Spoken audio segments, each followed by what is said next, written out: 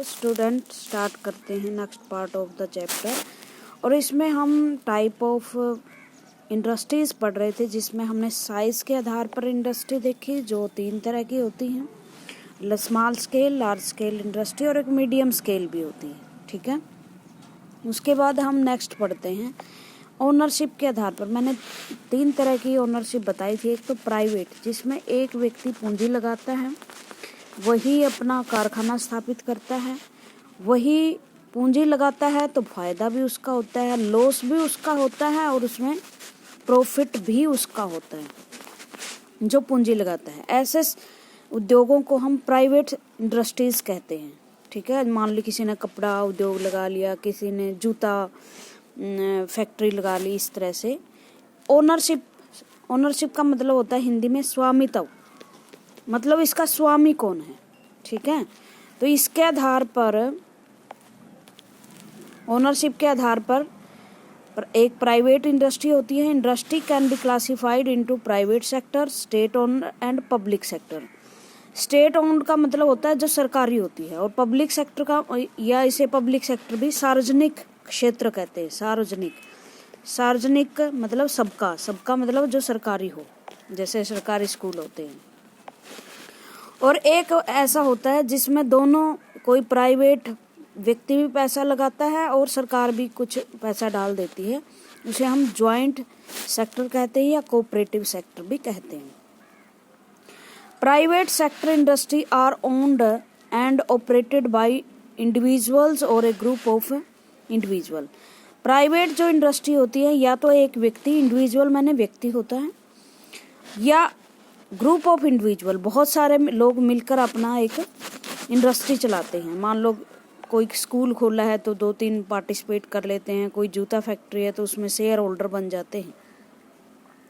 The public sector industry are owned and operate by the government. जो public sector की industry होती हैं वो गवर्नमेंट चलाती है, जैसे हिंदुस्तान एरोनॉटिकल लिमिटेड। ये ऐसी संस्था है हमारे देश में, ऐसी उद्योग है जो हमारे जो लड़ाकू विमान होते हैं ना, तेजस वगैरह, वो बनाती है।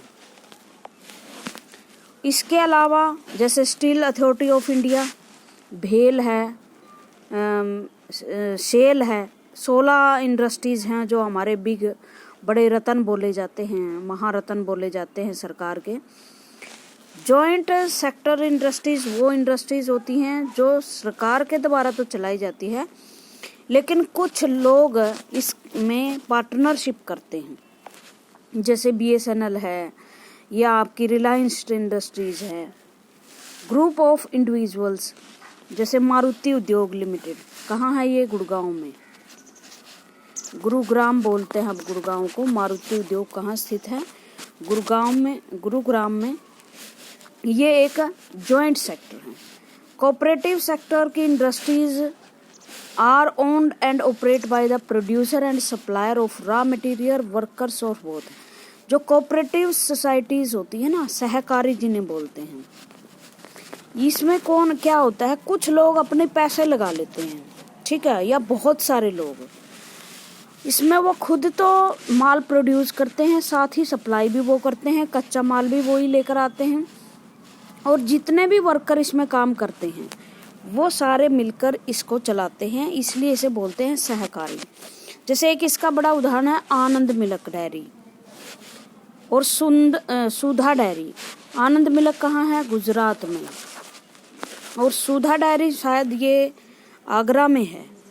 ठीक है, तो ये क्या है इसमें, ये किसी एक व्यक्ति ने बहुत, जैसे वर्गीस कुरियन थे आनंद मिल्क डेयरी के जो फाउंडर थे, बनाया था उन्होंने।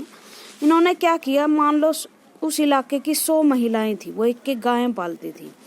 उनकी गाय मान लो 20 लीटर दूध देती थी, तो उनके घर में 10 लीटर दूध एक्स्ट्रा था। 100 जो ग्रामीण इलाके की औरतें थी, उनको आय चाहिए थी, तो सबने मिलकर इस आनंद मिल्क लिमिटेड उद्योग की स्थापना की, और ये एक आज बहुत बड़ा दूध का जेंट है भारत में। सप्लाई होती है इसकी विदेशों में भी और भारत में भी। तो इस तरह की, जिसमें ये जो औरतें हैं ना, जो 10-10 लीटर दूध देती हैं, उनका फ़ायदा भी साथ में उतना ही होता है, मतलब इसमें एक व्यक्ति नहीं होता फायदा कमाने वाला, वो सभी होते हैं। अब मुझे ये बताओ, एक फैक्ट्री लगानी है आपने कपड़े की, ओके, क्लॉथ बनाने आपने, आप कहाँ लगाओगे उसे? जम्मू कश्मीर में लगाओगे या गुजरात में लगाओगे, महाराष्ट्र में? बताओ। देखो आप कहाँ लगाओगे उसे? आप उसे गुजरात में लगाना की पसंद करोगे, क्योंकि किसी भी फैक्ट्री को लगाने के लिए 3-4 बातें देखनी पड़ती हैं। एक तो क्या वहाँ जो फैक्ट्री में रॉ मटेरियल चाहिए, कच्चा माल, वो आसपास उपलब्ध है। क्लॉथ के लिए क्या चाहिए? कॉटन चाहिए। कॉटन के सबसे ज़्यादा बड़े प्रोड्यूसर है गुजरात और महाराष्ट्र, तो आपको वहाँ कच्चा माल आसानी से मिल जाएगा। दूसरी बात है, आपको चाहिए क्लाइमेट, जैसे धागा तैयार करने के लिए गर्मी और नमी वाला क्षेत्र चाहिए। दोनों ही हैं, समुद्र के नज़दीक है तो नमी रहती है हवा में, और थोड़े से गर्म भी हैं वो इलाके। उसके बाद आपको चाहिए उनको इंपोर्ट एक्सपोर्ट करने के लिए, क्लॉथ को बाहर भेजने के लिए, सेल करने के लिए। तो साथ में ही आपकी क्या होनी चाहिए? हार्बर होनी चाहिए, बंदरगाह होनी चाहिए, ताकि आप माल सप्लाई आसानी से कर सके समुद्री जहाज़ों में। तो महाराष्ट्र और गुजरात समुद्र के नज़दीक है तो वहाँ बंदरगाहें भी बहुत हैं। उसके बाद सस्ते मज़दूर चाहिए, वो भी वहाँ पॉपुलेशन अच्छी है तो वहाँ मिल जाते हैं। तो ये सब चीज़ें क्या है, एक उद्योग को अफेक्ट करती है आपको लगाने के लिए। अगर मान लो यही उद्योग आपने जम्मू कश्मीर में लगा दिया, जैसे जम्मू कश्मीर में ऊन के उद्योग बड़े अच्छे हैं, क्यों? क्योंकि वहाँ पश्मीना भेड़ें मिलती हैं, वहाँ से ऊन उतरती है। लुधियाना है, तो लोकेशन के हिसाब से, क्लाइमेट के हिसाब से, रॉ मटेरियल के अचीवमेंट के हिसाब से हमें देखना पड़ता है कि हमें उद्योग कहाँ लगाने चाहिए। The factor affecting the location of industries are the ability of raw material, land, water, labour, power, capital, transport and market. क्या क्या चाहिए? रॉ मटेरियल की एबिलिटी चाहिए, वाटर पानी भी भरपूर हो, कारखाने की पूर्ति हो सके, लेबर मिल जाए, पूंजी, ट्रांसपोर्ट की सुविधा हो, और मार्केट हो। ये फैक्टर क्या है? अफेक्ट करते हैं। Industries are suitable where some or all of these factor are easily available. अगर सारे भी नहीं हैं तो एक आध तो जो मेन है वो फैक्टर तो वहाँ उपलब्ध ही होने चाहिए। समटाइम्स ये एक चार्ट बनाया हुआ है कि रॉ मटेरियल चाहिए, power, land, transport, labour, capital, markets. आप ये याद रखना कि किसी भी इंडस्ट्री को लगाने के लिए इन चीज़ों की ज़रूरत पड़ती है। उसके बाद ये कहता है industries are suitable for where some of all these factor are easily available. Some time the government provide incentives like subsidy, power, lower transport cost and other infrastructure. जैसे हमारे देश में अभी एक प्रोग्राम चला हुआ मेक इन इंडिया, ठीक है। इसके तहत जो गवर्नमेंट है वो बहुत सारी सुविधाएं कि अपने ही देश में माल उत्पादन कीजिए, हमें बाहर से चाइना वगैरह से माल लेने की ज़रूरत ना पड़े, ताकि वो लोग एक्स्ट्रा हम पे दबाव ना डालें। तो ऐसे में भारत सरकार क्या कर रही है? आसानी से लोन पास कर रही है। आप छोटे उद्योगों के लिए 1 करोड़ तक का लोन ले सकते हैं। आपको बिजली में सब्सिडी दे रही है कि आप अगर किसी को ज़्यादा महंगी बिजली मिल रही है तो अगर आप उद्योग लगाओगे तो आपको वहाँ सस्ती मिल जाएगी। ट्रांसपोर्ट का जो कॉस्ट है वो कम कर रही है। इस तरह से इंफ्रास्ट्रक्चर खड़ा करने के लिए जो आपकी इंडस्ट्री की ज़रूरत है, आपकी इंडस्ट्रीज़ की ज़रूरतों को पूरा करने के लिए सरकार बहुत सारी सुविधाएं देती है, ताकि ज़्यादा से ज़्यादा हमारे देश में इंडस्ट्रीज़ लगे। उसके बाद है इंडस्ट्रियल सिस्टम, ठीक है। इंडस्ट्रियल सिस्टम का मतलब है कि काम क्या कैसे करती है इंडस्ट्रीज। देखो, यहाँ से इंडस्ट्रीज को माल प्रोड्यूस करना है, यहाँ प्रोड्यूस होता है। इससे पहले वो क्या करेगी? रॉ मटेरियल खरीदेगी। यहाँ प्रोड्यूस हुआ, पैक हुआ, सप्लायर चाहिए उसे, अब सप्लाई चेन, ठीक है। सप्लाई चेन के बाद ये बड़ी मार्केट में गया, फिर छोटी मार्केट्स में गया, छोटी मार्केट से हाउसेज में गया। इस तरह से क्या है, एक इंडस्ट्री काम करती है। जैसे मार्केट देखते हो ना आप, 7th में आपने पढ़ा कि मार्केट में बहुत सारी चीज़ें मिलती हैं, तो ये फैक्ट्रीज से ही आता है। An industrial system consist of input. Input का मतलब किसी चीज़ में डालना कोई चीज़। जैसे कंप्यूटर में आप जैसे की दबाते हो ना, यहाँ से कीबोर्ड से कोई भी की दबाते हैं तो सामने स्क्रीन पे वो की आ जाती है, तो आपने क्या किया, इनपुट किया। इसी तरह इंडस्ट्री में जब आप मशीनें लगाते हो, पूंजी इन्वेस्ट करते हो, तो उसे हम इनपुट बोलते हैं। प्रोसेस एंड आउटपुट, पहले आप पूंजी डालोगे, इनपुट लगाओगे, उसके बाद प्रोसेस होगी, रॉ मटेरियल लिया, कपड़ा बना, और उसके बाद आउटपुट हुई, मतलब व्यापार कितना किया आपने, बेचा कितना। The output are the raw material. Input जो है वो क्या है, कच्चा माल है। कच्चा माल लगाते हो उद्योगों में, उसके साथ लेबर काम करती है। उसके बाद आपने लैंड, जो जिस भूमि पे आपने फैक्ट्री लगाई वो लैंड, ट्रांसपोर्ट के खर्चे जिससे रॉ मटेरियल को लाया गया, पावर यूज किया आपने, और इंफ्रास्ट्रक्चर का मतलब होता है बिल्डिंग खड़ी करना, रोड क्रिएट करना। ठीक है, मान लो आपने बिजली घर लगाया, उसके लिए आपको खंबे, तार, उसकी लेबर, उसके ऊपर जिस लैंड पे वो बना, उसके बाद ट्रांसपोर्ट, और उसके बाद जो पावर और इंफ्रास्ट्रक्चर, जो भवन आपने खड़ा किया जिसके अंदर वो सारी गतिविधियां चल रही है, ट्रांसपोर्ट के खर्चे। उसके बाद प्रोसेस शुरू हुई, मतलब बिजली उत्पादन शुरू हुआ। The process include a wide range of activities, इसमें बहुत सारी एक्टिविटीज़ होती हैं। जो कच्चा माल को एक फिनिश प्रोडक्ट, मान ले कच्चा माल के रूप में आपने कपड़ा में लिया कॉटन, और फिनिश प्रोडक्ट के रूप में आ गई आपकी shirt. The output are the end product. इस तरह से आउटपुट क्या खत्म होती है, प्रोडक्ट का बनना, और उसके बाद इनकम मार्केट में गई और आपके पास इनकम आई, ये क्या है, आपकी आउटपुट है। तो इनपुट जितना डालोगे, आउटपुट आप ज़्यादा उसमें वो करोगे ना, एस्पेक्ट ज़्यादा होगी। जैसे टेक्सटाइल इंडस्ट्री है, टेक्सटाइल मैंने कपड़ा इंडस्ट्री या क्लोथिंग की, धागा मिल, उसमें इनपुट के रूप में आपने कॉटन लिया, ह्यूमन लेबर लगाई, फैक्ट्रीज में गया माल, ट्रांसपोर्ट से वो रुई आपके फैक्ट्री में लाई गई, उसमें कॉस्ट लगी, बहुत सारे खर्चे आए।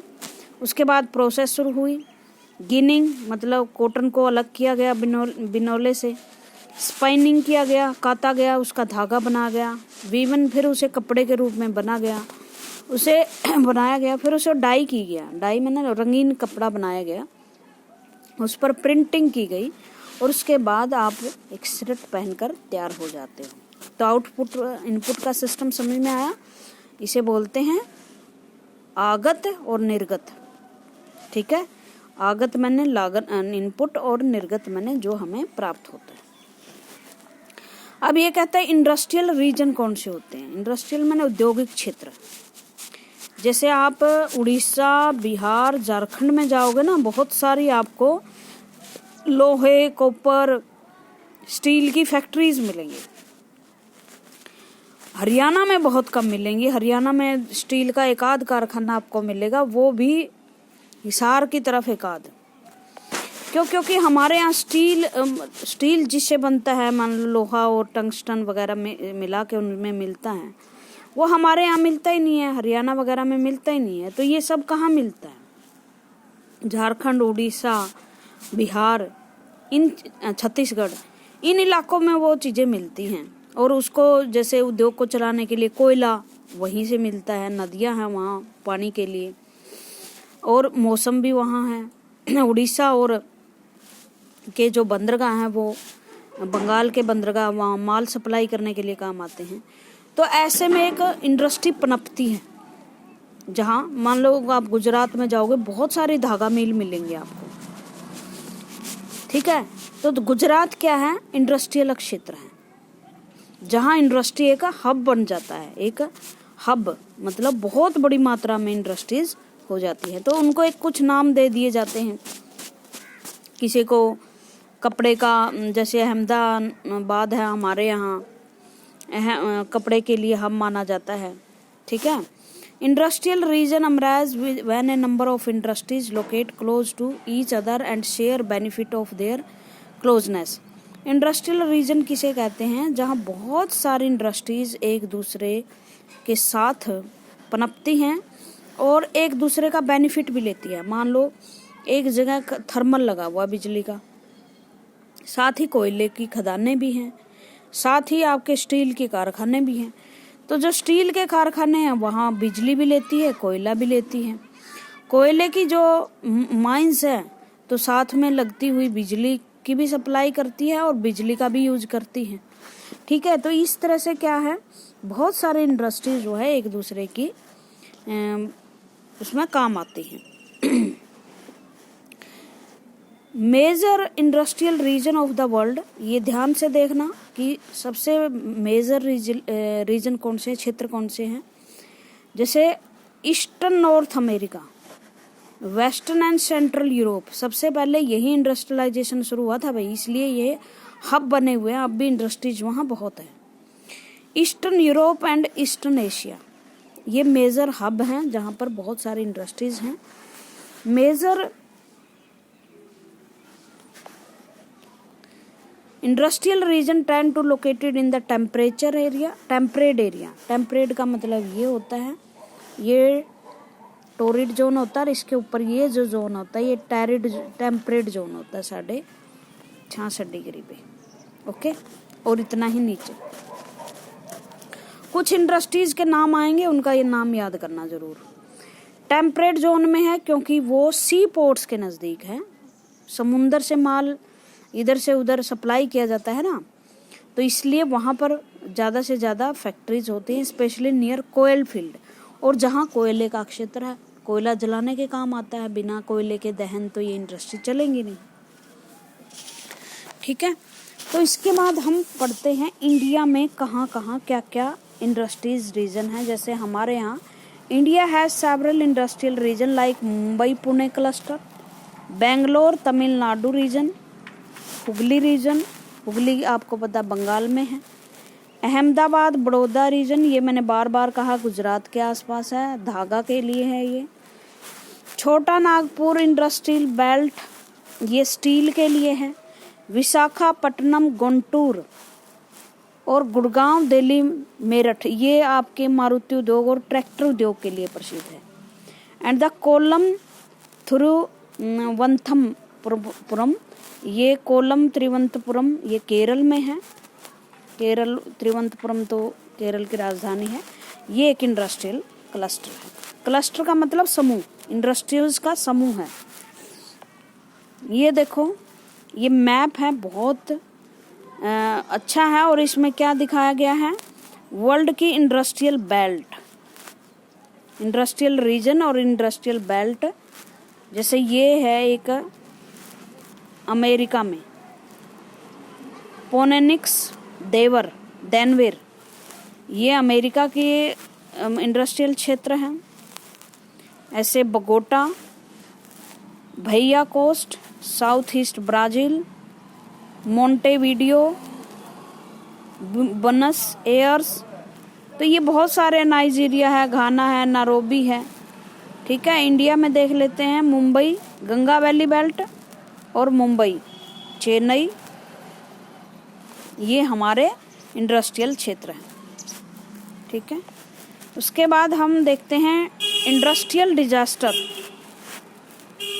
इंडस्ट्रियल डिजास्टर का मतलब होता है कि इंडस्ट्री से कई बार क्या होता है, केमिकल गैसों का रिसाव हो जाता है, ये ब्लास्ट हो जाता है। अभी पीछे ही एक मद्रास का, इसका तमिलनाडु का उदाहरण आया था कि कोई फैक्ट्री थी और उसमें बहुत सारी जहरीली गैस रिसी थी, जिसमें बहुत सारे 50 के करीब लोग मारे गए थे। लेकिन ये तो थोड़ा सा कम लॉस माना जाता है, लेकिन एक घटना हमारे देश में हुई थी भोपाल में।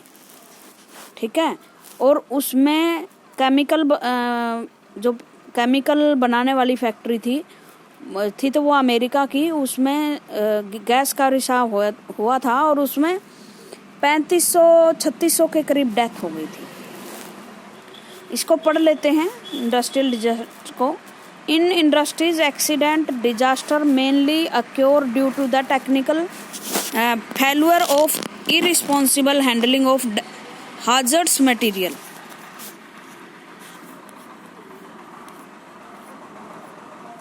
इसका मतलब ये है,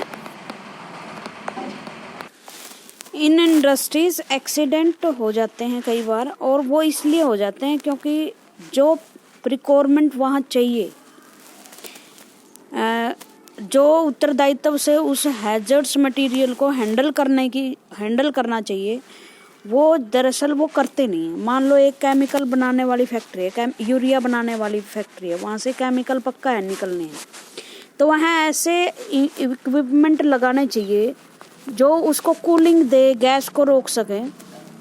और ये भी नहीं है कि कानून नहीं है, कानून है इस बारे में कि कोई भी अगर फैक्ट्री लगाएगा तो ये चीज़ें पूरी होनी चाहिए। लेकिन कई बार हमारे भ्रष्ट जो अधिकारी होते हैं वो फाइल पास कर देते हैं बिना किसी ये देखे कि क्या ये इक्विपमेंट लगे हुए या नहीं है। मतलब अफसरों को घूस खिला दी जाती है, और जब वो चेकिंग उसको पास करने के लिए आते हैं तो वो बिना इक्विपमेंट के भी किसी भी इंडस्ट्रीज को कि जो पैरामीटर्स हैं नहीं भी है उनके पास, तो वो पूरा कर देते हैं फाइल में। और उसका खामियाजा फिर क्या भुगतना पड़ता है, या तो जो वहाँ काम कर रहे हैं उनको, या जो आम पब्लिक है जिसके आसपास वो उद्योग है, उनको उसका नुकसान की भरपाई करनी पड़ती है। जैसे मान लो एक कपड़ा उद्योग है, वहाँ पर रुई बहुत उड़ती है तो आसपास के जो लोग हैं वो दमा के शिकार हो जाते हैं। तो ऐसे इक्विपमेंट लगाए जाने चाहिए वहाँ, या जो वर्कर्स काम कर रहे हैं उनको मास्क वगैरह प्रोवाइड किए जाने चाहिए जिससे वो बीमार ना हो। लेकिन कई बार जो फैक्ट्री मालिक होता है वो लालच में आकर इस तरह के इक्विपमेंट नहीं लगाता कि ज़्यादा खर्चा होगा। ये काम भी इसी कारण था। One of the worst industrial disaster था हमारे देश में ये भोपाल की गैस त्रासदी। इन भोपाल में हुई 3 दिसंबर 1984 में 3 बजे करीब 1 बजे ये काम हुआ था। रात को ये लीकेज हुई थी। वैसे दिन में ये मतलब कई दिन पहले हो चुकी थी थोड़ी, लेकिन ध्यान नहीं दिया गया। It was a technologically accident in which highly poisonous, एक गैस थी जो बहुत ही जहरीली थी, और उस गैस का नाम याद रखना, मिथाइल आइसोनेट, MIC बोलते हैं। Gas along with hydrogen cylinder and along reaction produce leaked out of the pesticide factory of Union carbide.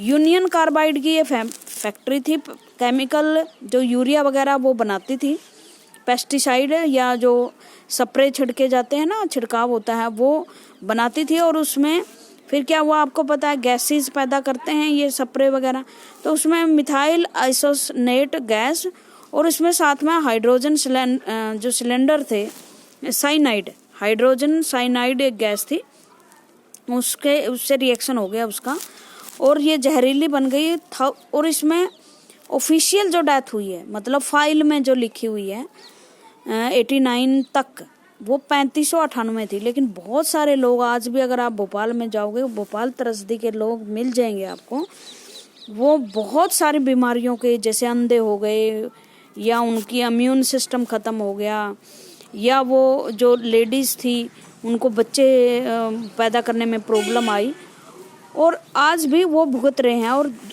सबसे बड़ी बात ये हुई कि इसका जो ओनर था वो अमेरिकन था और वो भाग गया। मतलब भारत सरकार ने उसको वीज़ा दे दिया जाने के लिए, कोर्ट केस चला, अब तो उसकी डेथ भी हो गई है। आज तक इन भोपाल त्रासदी के जो लोग थे उनको मुआवजा नहीं मिला है। ठीक है, तो इस तरह से रिस्क हैं और लोग जो हैं मारे जाते हैं। ये चित्र में दिखाया गया यूनियन कार्बाइड का।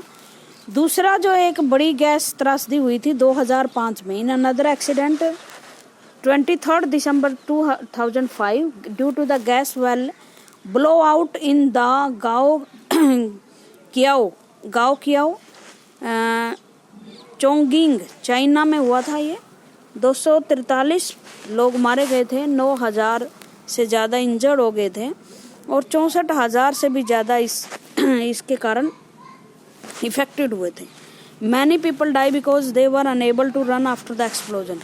बहुत सारे लोग तो इस कारण मान गए क्योंकि एक्सप्लोजन के बाद वो भागने में ही कामयाब नहीं हुए, Those who could not escape in time suffered burn to their eyes, skin and lungs from the gases.